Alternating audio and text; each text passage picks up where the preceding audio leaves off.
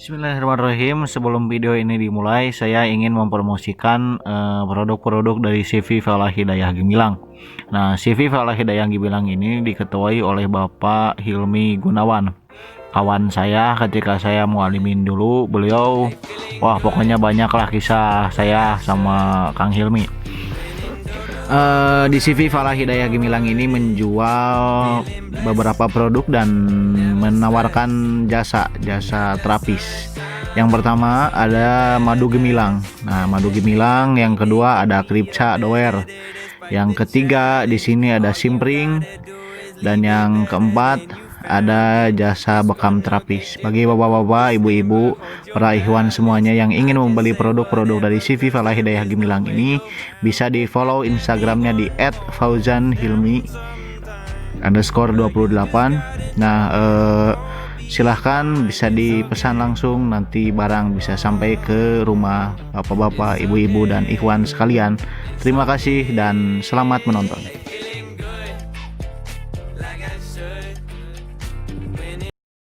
Bismillahirrahmanirrahim. Innalhamdalillah nahmaduhu wa nasta'inuhu wa nastaghfiruh wa na'udzu billahi min syururi anfusina wa min sayyiati a'malina. May yahdihillahu fala mudhillalah wa may yudhlilhu fala hadiyalah. Apa kabar semuanya? Ya, ketemu lagi di video saya yang selanjutnya. Kali ini saya tidak akan membahas banyak hal, tapi saya hanya ingin memberi pesan kepada semua adik-adik saya, terkhusus yang sekarang masih sekolah dan menempuh pendidikan di pesantren Persatuan Islam dimanapun, yang sekarang masih kelas 3 sanawiyah atau masih kelas 3 muallimin. Kelas 3 itu merupakan masa di mana kalian disibukkan dengan banyak tugas. Bahkan kelas 3 itu merupakan masa akhir, mungkin akhir pendidikan untuk sanawiyah atau untuk muallimin. Ketika dulu saya muallimin, kelas 3 itu masa dimana kita itu disibukkan dengan banyak tugas. Kita itu disibukkan dengan banyak ujian-ujian, baik ujian praktek, ujian tulis. Bahkan kelas 3 itu ada dua momentum. Khusus kelas 3 muallimin itu ada dua momentum yang mungkin tidak bisa dilupakan dalam hidup kita, yaitu karya tulis ilmiah dan PLKJ, program latihan khidmat jamiah. Apa itu KTI? Karya tulis ilmiah, kita disuruh melakukan sebuah penelitian terkait apa, kita tulis dengan sampai 30 atau sampai 40 halaman lebih. Dari KTI itu nanti kita bimbingan kepada ustadz yang menjadi pembimbing kita. Lalu kita dihadapkan dengan mencari referensi dari buku. Ada 4 bab dalam KTI itu. Semua bab itu harus kita isi. Dan dibatas dalam jangka waktu 3 bulan lebih. Lalu ada PLKJ, program latihan khidmat jamiah.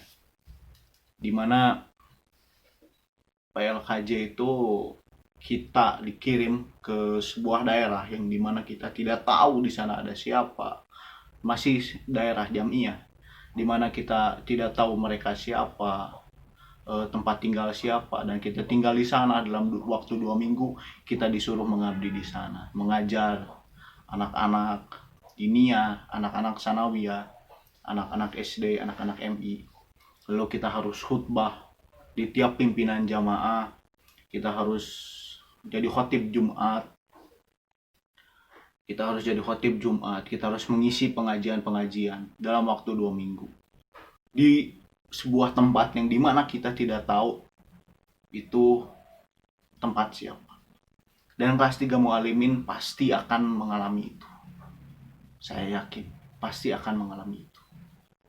Kelas 3 sanawiyah, kalian menghadapi banyak ujian juga, baik ujian tulis, ujian praktek. Bagaimana cara kita menghadapinya supaya kita bisa? Kuncinya satu, belajar dengan sungguh-sungguh. Kelas 3 itu bukan waktunya untuk main-main lagi. Bukan waktunya untuk, nggak salah sih kalian main, nggak salah. Tapi kalian harus bisa memprioritaskan mana waktu bermain dan mana waktu kalian untuk belajar lagi. Karena belajar itu penting. Belajar itu penting. Kita bisa tahu banyak hal dari belajar. Dari baca buku saja kita bisa tahu banyak hal. Apalagi dari belajar ilmu-ilmu intelektual lainnya. Ketika adik-adik kelas 3 sanawiyah lulus, itu adalah pilihan terbaik kalian mau melanjutkan sekolah kemana. Tapi rekomendasi dari saya, kalian harus bisa melanjutkan ke pesantren Persatuan Islam lagi. Karena apa? Karena pada akhirnya kalian harus bisa mengabdikan hidup kalian untuk jamiah. Khidmatu jamiah, mengabdi untuk jamiah. Kelas 3 mualimin. Ketika kalian lulus, mungkin nanti kalian akan dihadapkan dengan berbagai tanda tanya. Saya harus ngampus di mana? Saya harus kuliah di mana? Sok cari di mana kampus kalian yang terbaik. Mau kuliah di dalam negeri, mau kuliah di luar negeri, mau kuliah di kampus umum, di kampus negeri atau di kampus Persatuan Islam, silakan. Manapun yang terbaik. Pesan dari saya satu saja. Kalian kemanapun kalian pergi, jangan sampai kalian lupa rumah kalian sendiri. Maksud rumah di sini Pak, jangan sampai kalian lupa dengan Jamiah Persatuan Islam yang berada di tempat tinggal kalian. Karena pada hakikatnya kalian akan kembali ke sana. 6 tahun sekolah di pesantren Persis atau 3 tahun sekolah di pesantren Persis, lanjut kuliah. Setelah itu mungkin kalian punya pekerjaan, tapi dari sana apakah kalian akan lupa dengan Persatuan Islam yang telah membesarkan kalian sewaktu itu? Jangan lupa dengan Jamiah. Kita besar di Jamiah. Kita dari kecil di pesantren, dibesarkan di pesantren, belajar keilmuan, keagamaan. 3 tahun, ada yang 3 tahun, ada yang 6 tahun.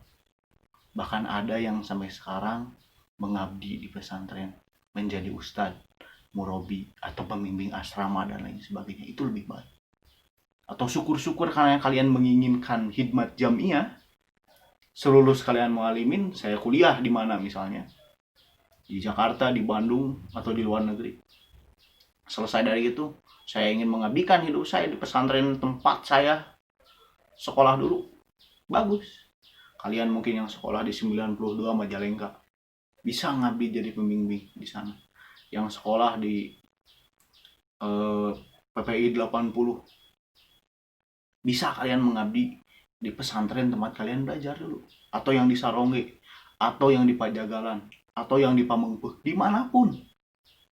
Kalian bisa mengabdikan pengetahuan kalian, mengabdikan diri kalian untuk pesantren kalian, di mana kalian dididik dulu. Nah, intinya bagaimana sih kita bisa menghadapi semua ujian itu? Kita harus bisa KTI, kita harus bisa PLKJ, kelas sanawiyah kita banyak ujian tulis, banyak ujian lisan.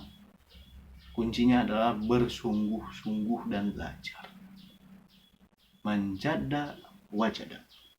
Barang siapa yang bersungguh-sungguh, dia akan berhasil.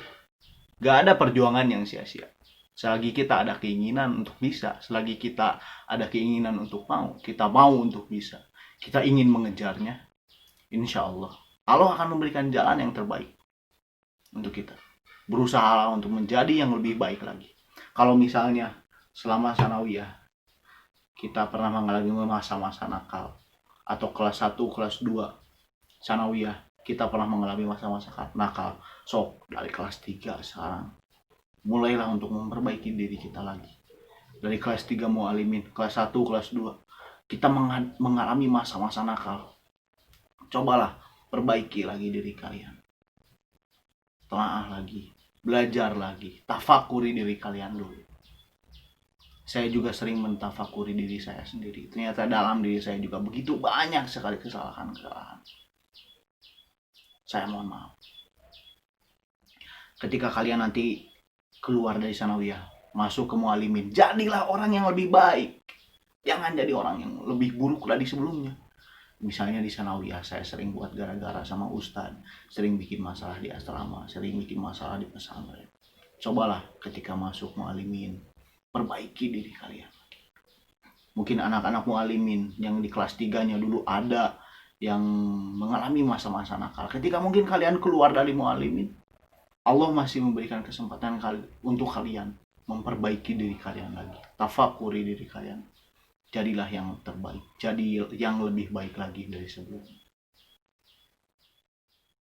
Intinya dari video saya adalah jadilah insan yang lebih baik dari yang sebelumnya dan bersungguh-sungguh dalam menghadapi semua permasalahan. Dari setiap masalah itu ada jalan. Setelah selesai satu masalah, akan muncul lagi masalah-masalah yang lain. Kita hadapi dengan sabar, ikhlas, yakin bahwa semua yang kita lakukan itu baik di mata Allah. Ya, itulah video saya pada kali ini. Wabillahi taufiq wal hidayah. Wassalamualaikum warahmatullahi wabarakatuh.